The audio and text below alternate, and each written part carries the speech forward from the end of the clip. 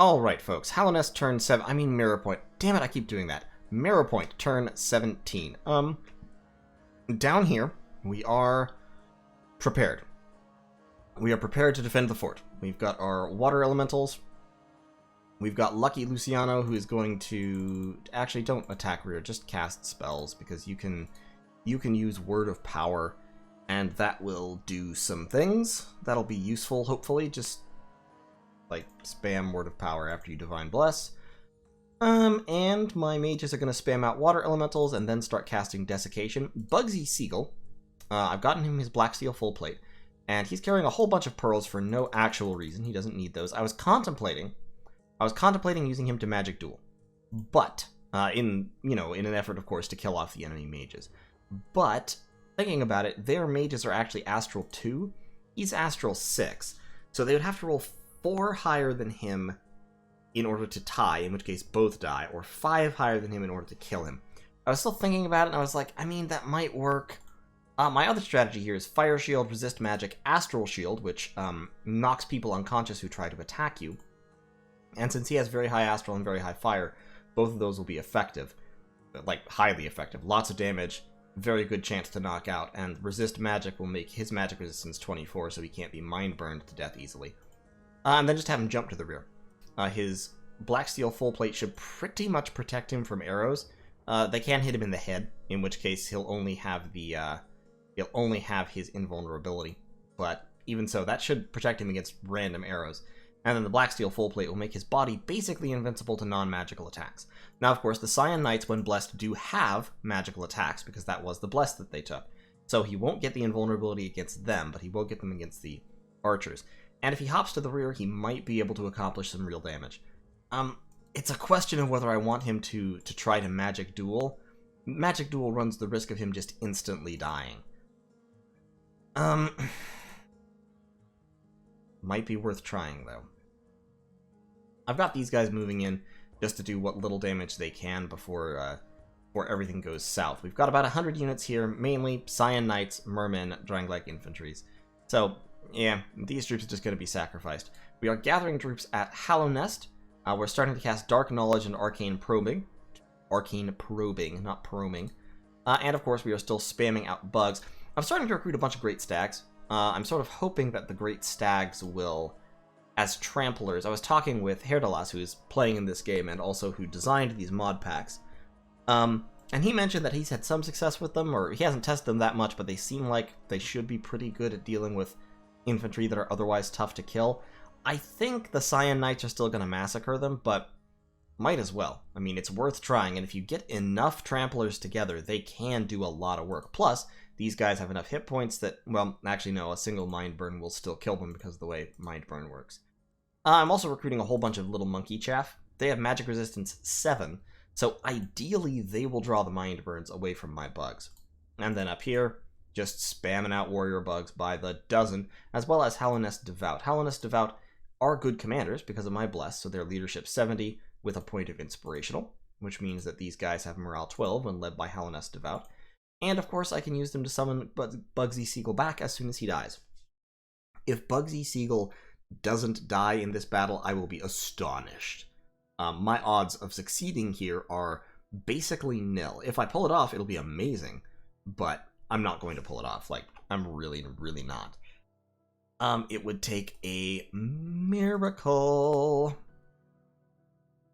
In any case, so that's the plan there. Research-wise, we're going to enchantment level 4. Will take us 2 turns.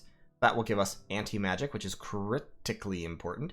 It'll also give us Raised Dead, Twiceborn, both of which will be very, very cool. For example, I'm going to Twiceborn my my Moth Seer instantaneously. Manhelte is getting Twiceborn.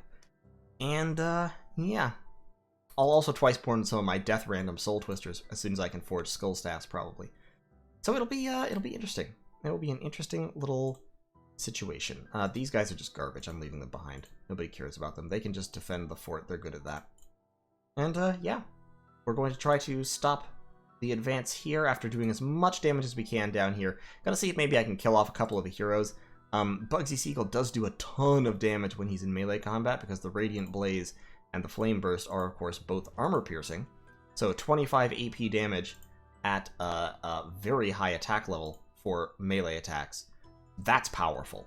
And he also has the awe, so he's hard to attack, and I don't know. I don't think he's going to make it. Like I said, I'll be shocked if he makes it, since he has no shock resist. But speaking of shock resist, I had a random event this turn that gave me an air mage. 2 turns ago, this would have been amazing. I would have loved this.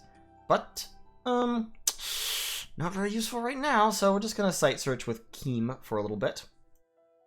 And we'll see what we can do. Devin here is going to start expanding the old scout network south. And we'll get into Oromite territory and Orimish. See what we can see in any case. We've also got scouts going into Citizen territory. Topagog is searching for astral sites. Since he's already up here, he'll search those provinces. And then he'll come back down here. And we'll see what's happening. We've infiltrated Ulm, and so we get the statistics. And we can see that since the war with Drangleic began, we have suffered, and Ulm has been growing. Our income has dropped, Ulm's has not. Ulm's actually dropped right there, so I think they gained a province but lost income. Must have been a random event. They've also now got more forts than us, so basically, this whole Drangleic thing has been a huge pain in the ass. You can see Drangleic's army size has dipped, but not nearly so dramatically as mine. Yeah, this is bad, but we're gonna recover. Being raided by Varangian pirates is actually my biggest worry right now. I don't know which provinces exactly they can hit, but I think they can hit all of these. I think they can hit that. I know they can hit that, because they tried it. And I'm pretty sure they can also hit Gweladun. So, yeah, that'll be interesting defending against all of that. But we'll see what we can do. Varangian pirates aren't terribly tough units, so if we can manage to gather up enough troops, it does mean that having Bifrons moving around by himself is dangerous. So what I'm going to do here is I'm going to take Zerfaric. Let's have this guy Phoenix power, and just throw fireballs, I guess. Yeah, just throw fireballs. And all these guys will be set way up here to attack Lucis.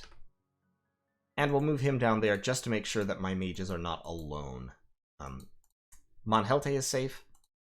Bifrons is not, and I would hate to lose him right now. So, we'll see how it goes. If I was being, like, realistically, these troops are not going to make much difference, if any, so yeah, I guess I'll just pull back. No point throwing good money after bad, right? So frustrating. In any case, that is the turn. So that was turn 17. I'll see you all in turn 18. I should move Conicus. Let's get him going up that way. And we can see here, Ulm has expanded quite successfully out this way. Orem is big. Orem's pretty big, because their borders go all the way from there to there. So they've got a big grip of space. That is, I think that's Skyrim. Yeah, that's Skyrim. So Skyrim has a chunk of this middle here somewhere between Drangleic and Orem and Citis. And it looks like the world is pretty much filled up at this point, so we'll see how things go. In any case, thanks for watching. I'll see you all in turn 18. Alright folks, Mirrorpoint turn 18, and this turn we discovered something fascinating. Before I go into this, I should say, I don't blame anybody for this. This is the kind of thing this game was designed to discover. But, let's look at this battle in Wick Forest. I expected to lose this, remember. I was hoping to deal a lot of damage with my cheeky little attack rear trick, because the idea is this guy has protection 19, and against mundane attacks 27, and on his body 24. Generally, against all attacks including magic. So, the idea here is, even against the Scion Knights, who have magical attacks when they're blessed, even against them, which only dealing 17 damage, he should be able to survive a lot of hits. He's casting Fire Shield and Astral Shield, so anybody hitting him takes a bunch of damage from the Fire Shield, because his Fire Shield is 11 armor piercing. And also, would have to pass a pretty high difficulty magic resistance roll to avoid being paralyzed. Be like 17, I believe they'd be rolling against. So the odds are that he would successfully do a lot of damage before he died. And he's also resisting magic just so he doesn't get Mind Burner. So, the Scion Knights charge in. They do a really good job against those guys. I jump into the back, doing okay, taking a surprisingly high amount of damage from spells and such, but doing okay. And then, watch what happens. Alright. Boom. Dead. And I looked at that and I went, no. Look at those numbers. 20-something, 18, 14. There's no way that should be happening. What is going on? So I looked at the unit overview for Bugsy Siegel the Radiance. And what I saw was 14 points of shock damage, 22 points of shock damage, 15 points of shock damage. So I said, wait a second, that's not how thunder weapons works. Turns out, Scion Knights, first of all, this isn't capped like thunder weapons are. This is not capped. It just adds a 2d6 roll versus the opposing. It's a DRN roll versus the opposing DRN roll like normal. So it's not capped to 1, which I assumed it was because this looks like thunder weapons and that's how thunder weapons is. But more than that, this is getting strength added to it. Scion Knights have strength 12. Well, if we look at that and see quarterstaff, mace, broadsword, Scion sword, sunlight blade, damage roll 13 plus 4. They're rolling 13 base armor negating shock damage with every hit. That's insane. That is not the way this is supposed to be. I reported that to Haerdalas. I said, hey, by the way, I figured out why Scion Knights are killing so quickly. Because I'd been kind of wondering how these guys were killing their way through my armies so quickly. They shouldn't necessarily be doing that if they were only doing 1 shock damage. This is why. Every time they hit, including every time they hit a shield, they get to roll 13 armor negating damage. Now, the shield bit is important because when you have a big shield, it forms a significant amount of your defense skill. So this shield parry plus 7, these guys would be 9 defense, but they're 16 because of the shield parry. Same with my great sentries and warrior bugs, like a third or more of their defense comes from their shield. So if you hit the shield, meaning if you roll between the defense skill sans shield, so like in this case 9, and the actual defense skill, if the defense wins a roll by less than in this case 7, the hit counts as hitting the shield, and so you have to go through the shield's protection in addition to their base protection. Yeah, but armor negating damage doesn't go through protection. So in other words, half the time, even when Scion Knights miss, they still get 12 armor negating damage through. And of course, shields don't protect against that, because their protection is negated by the armor negating nature. So that's why Scion Knights are murdering their way through everything so quickly, and that's a bug. Like I said, I reported that to Haerdalas, and he basically said, that's not how that is supposed to work. He checked in the mod inspector, he created 2 different versions of the Sunlight Blade, turns out. One of them for Lothric's Sacreds, and one of them for Dranglake's Sacreds, and Lothric's is working correctly, but Dranglake's is not. So Dranglake is getting their strength added to their armor negating damage, which is not intended. So that's going to be fixed. He's worried that may introduce instabilities into the game, but he said that's important enough that I'm going to go ahead and fix it while the game is going on. Upload the new version of the mod to the server. We'll all automatically download it. It'll correct everything. But so basically, my Radiance died much more quickly than he should have. And unfortunately, there's nothing I can really do about that at this point. But it is what it is. Like I said, part of this game is this game is being done partially to test for balance. This isn't anybody's fault. Nobody was deliberately taking advantage of it. Dranglake did not know this was true. It's just one of those things that happen. In any case, the Radiance did kill 3 mages. He killed 2 high clerics and a soulsmith, so better than nothing. And I'll just summon him back. He'll be fine. And other than that, we didn't inflict many casualties. Beyond that, we found a fire gem, and we found an astral site, an enchanted gate, so our astral income is now a little bit higher. We're gathering troops here in order to stop Dranglake at the pass. We're taking 1 extra turn of research because I really want to get my research going. We're going to hit enchantment 4 in 2 turns, at which point we'll be able to cast anti-magic and Twiceborn. That will help some, and of course getting that bug fixed will help a lot, because once that bug is fixed, my great sentries will be able to fight their way through Scion Knights pretty effectively. The chaff will last a lot longer, because the chaff will not be instantly killed with 1 hit, because remember, 4 of their 15 defense skill is from their shield. And the great sentries will last a lot longer, because their higher HP will hold up to multiple rounds of attacks instead of exactly 1. So that'll be great. Beyond that, we're doing site searching. We're moving Pud and Topagog in order to site search. We're doing our remote site searching still, arcane probing, and dark knowledge. And we are doing a lot of research over here. Can I cast, do I know Gnome Lore yet? I do not. Gnome Lore is Thaumaturgy 4, that's right.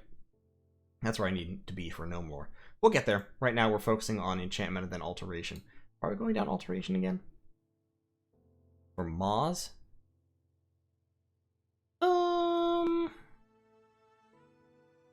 Why was I going down alteration to level 5? What I need is actually enchantment level 5 and thaumaturgy. I'll work on that again a little bit. But in any case, that's going to be the turn this time. And we'll just we'll stop Drangleic at the pass and see how we do. So, thanks for watching. Interesting little bug we've discovered, but we will get it fixed and proceed at pace. And hopefully the war against Drangleic will go a little better once they're not getting free 12 armor negating damage with every attack off their sacreds. So in any case, thanks for watching. I'll see you in turn 19. Alright, ladies and gentlemen, turn 15. Sorry, 15. Did I say 15? Turn 19. I'm losing my mind. We are gathering our armies here at Ial, where we have found Rustwater, which is a fantastic magic site, one of the most productive in the game. Water, earth, and fire gems. All amazing. So we now actually have a little bit of a fire income, which we used to have from the lava lake, but lost. We have quite a bit of water income and pretty significant earth income. Earth income doing pretty well as well. We also found the fairy, which gives us more water and a death gem. So we have a little bit of death coming in as well. Astral Pearl income also doing okay. What we want to do, we're gathering a pretty mighty force here, and the bug with the Scion Knights has been fixed. So we can look at this Battle of Dubros, look at the Scion Knights. Strength of Wielder no longer added to the Sunlight Blade, so that will be doing a lot less damage. With that change, the damage is still uncapped, but with that change, our Great Sentries should be able to muscle their way through Scion Knights with a fair degree of efficiency, which means that as we gather this army, we should be able to do some work with it. We've canceled a whole bunch of recruitment in order to, let's pump out some more warrior bugs real quick, in order to start a palisade. So we're going to start a palisade on Ial to defend the Rustwater, and to give ourselves a little bit more recruitment. The only downside to this, and I'm a little bit hesitant to do it because it will lower the resources available to Hallownest, and of course Hallownest needs resources in order to recruit Great Sentries. Actually, do I have enough for one Great Sentry? I do. Do that. But I want a palisade here if this is going to be the border. That said, I am actually going to push out against them pretty quick, so I think instead, let's build nothing. I was thinking about it, I'm like, yeah, I want a palisade there, but actually what I want to do is push in and retake my lands. So we've got pretty significant mage corps coming in, pretty significant amount of troops. In terms of research, we've hit enchantment level 3, we're about to get level 4, which will naturally give us anti-magic. So we're also going to take Ariad down with us, and Ariad is going to have like 8, 10 Astral Pearls, so that Ariad can cast Anti-Magic, which they can do just right off the bat. In terms of scripting,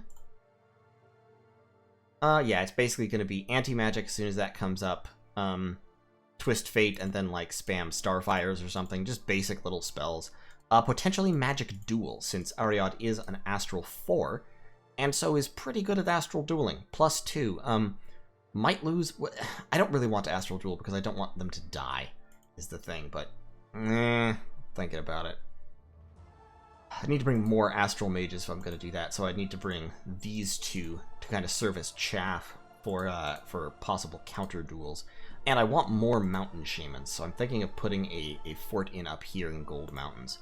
In fact, I do have an enchanted gate, so let's recruit a mounted commander up there.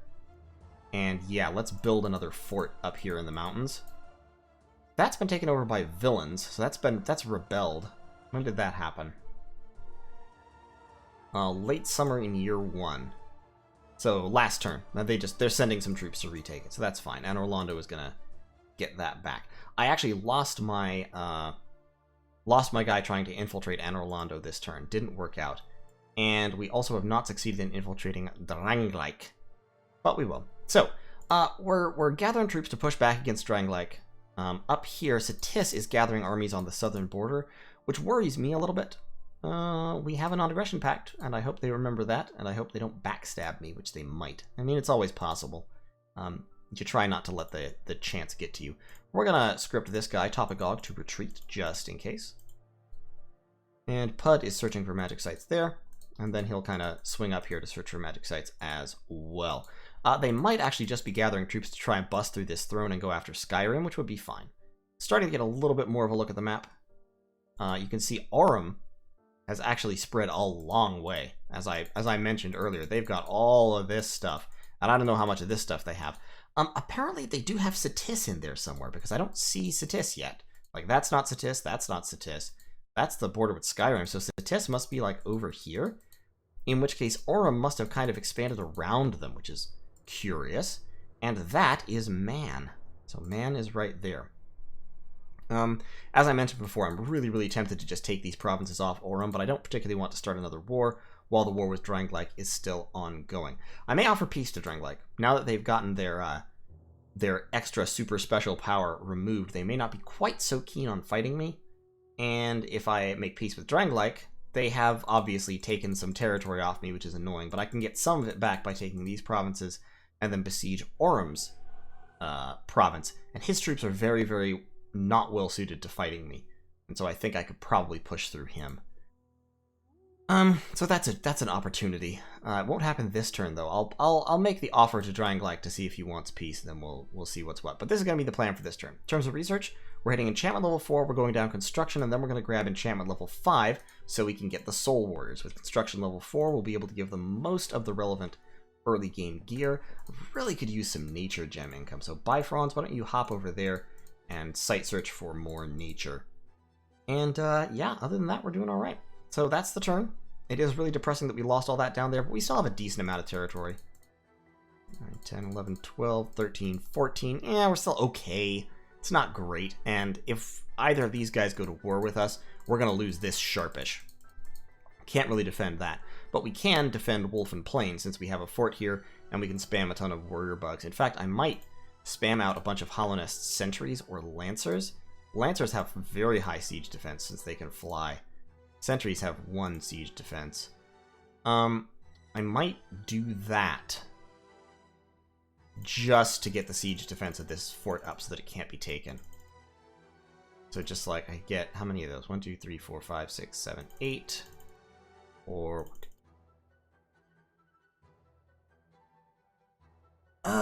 they're not very good is the thing. Like, in terms of fighting, they're not very good. But they're a lot better at siege defense than warrior bugs are. Or minor bugs. Let's get some lancers. Lancers at least have theoretical use in that they can jump behind the enemy. And then we'll mix in warrior bugs there for actual combat chaffing. Okay, that'll be the turn. I'll see you all in turn 20.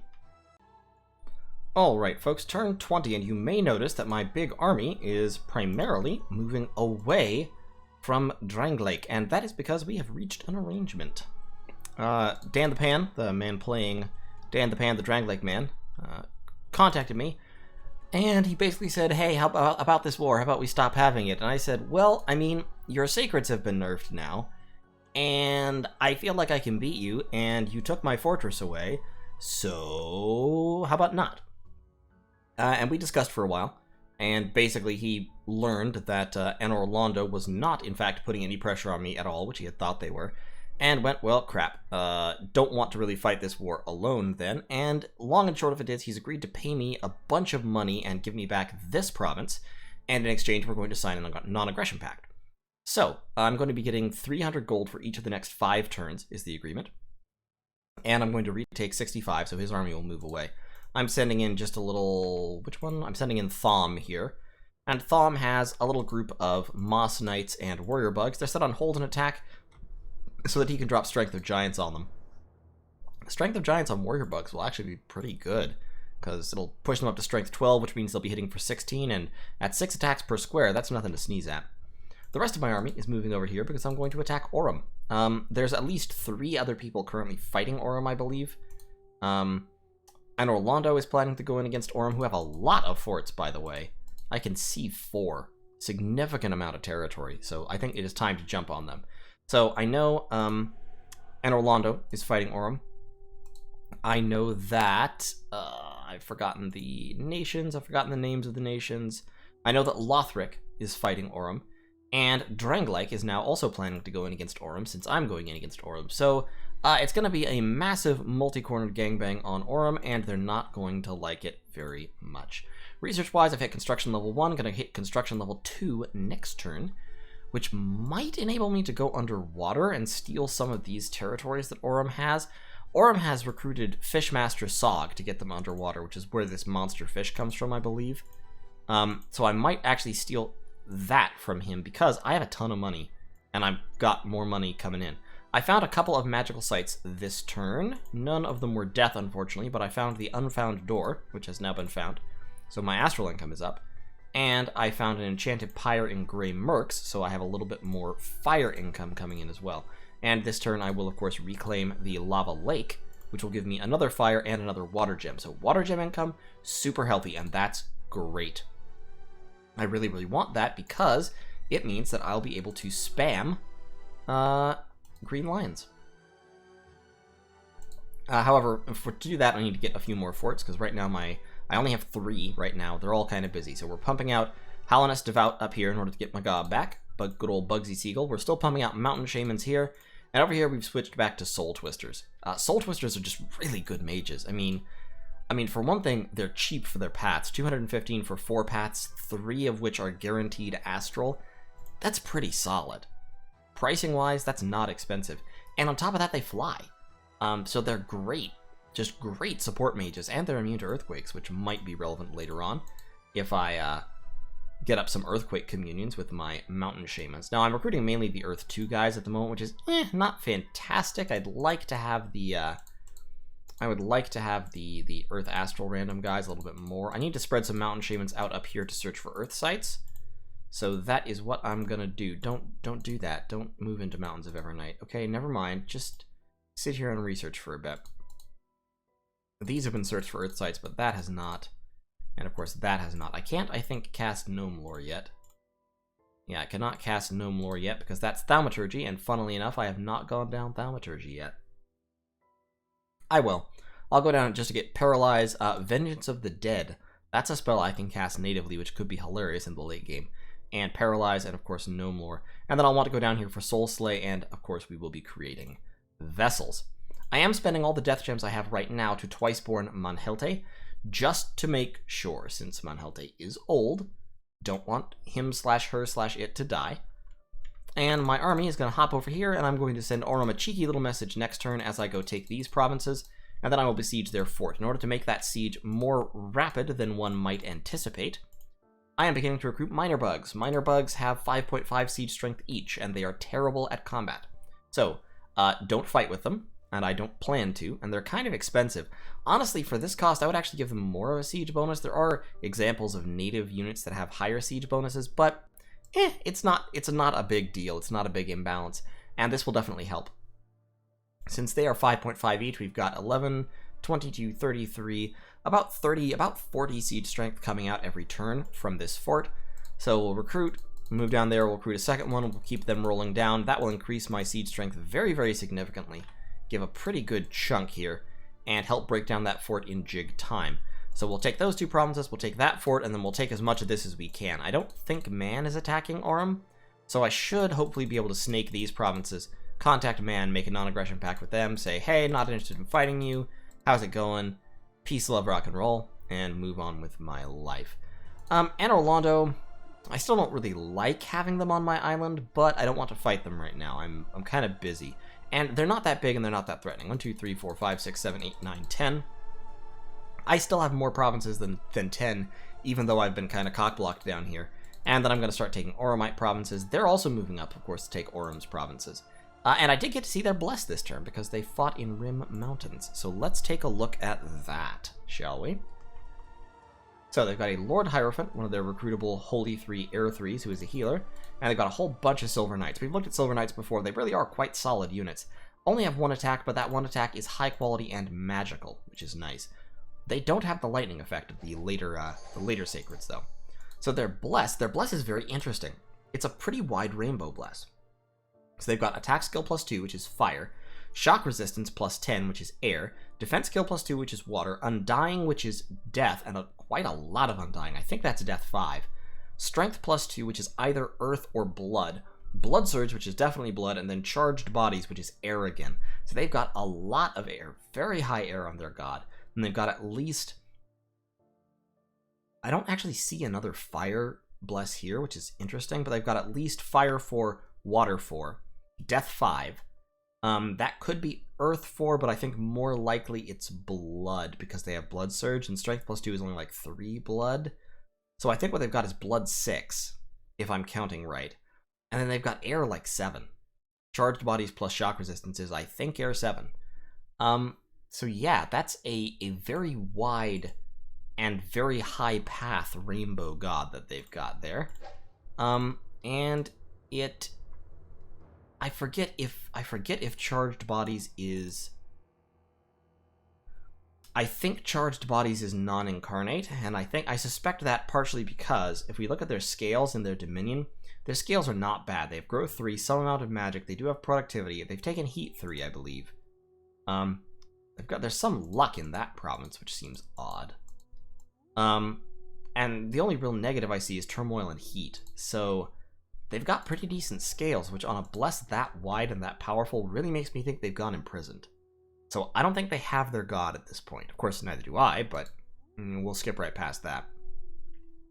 So I think they took an imprisoned, probably an imprisoned immobile, and took good scales plus that really wide rainbow bless. Now, it's not a super efficient bless, but it kind of makes the Silver Knights good at a lot of different things.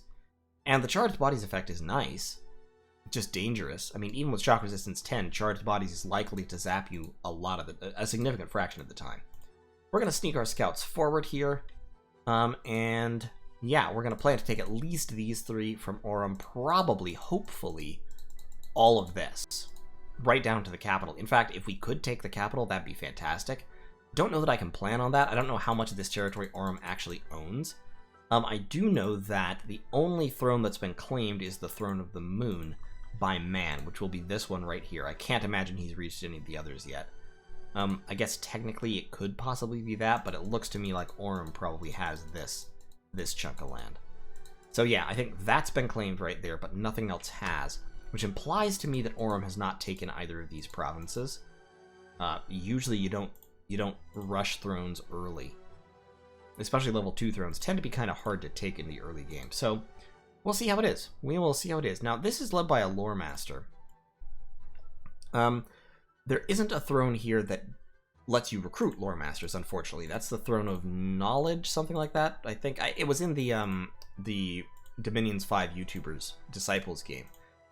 So that will be a random spawn. So unfortunately, that doesn't tell me which throne this is. I don't think it's the Golden Throne. The Golden Throne tends to spawn fire-related critters, and this doesn't have any fire-related critters. So I think this throne is more likely to be one of these up here. It's not the Throne of Gaia either. The Throne of Gaia spawns nature creatures. It could be, I suppose, crystal or silver. Either of those would be great. Either silver adepts or crystal mages would be fantastic. And the Throne of the First Age would also be really good, because it would give me magic resistance, and I need magic resistance so badly. So sometime pretty soon I do want to take this throne. To be honest, I have an army that could probably do it, but I'm sending that army to attack Aurum, so I need to build up an army before I can go in and take that back. Maybe I won't recruit minor bugs. I'll recruit the minor bugs. I'm also going to send in my earth mages here. They're researching right now, but I don't need them to be researching right at the moment. I mean, obviously research is good, but I'm going to move them down here to join the army. Join the army, they said. See the world, they said. And yeah, I'm going to do that. We're building, as I said, 2 palisades here and here. And I still have a ton of money because I had an unexpected event that gave me 750 gold there, and then 1,000 gold there. So I just got a free 1,700 gold, and I'm immediately plowing it into infrastructure. Bifrons is searching for nature sites, then he'll go up there and search for nature sites. And then he'll try to hop around and search for nature sites, or start casting the nature site searching spell once I research that. And yeah, we're getting pretty good gem income right now. Like I said, our water gem income is good. Our pearl income is pretty good. Our earth gem income is decent for this part of the game. I'd like to get a few more, and I think I will pretty quickly, because I am still casting Arcane Probing. I'm actually casting it twice this turn. And we'll be rolling pretty soon. So, thanks for watching.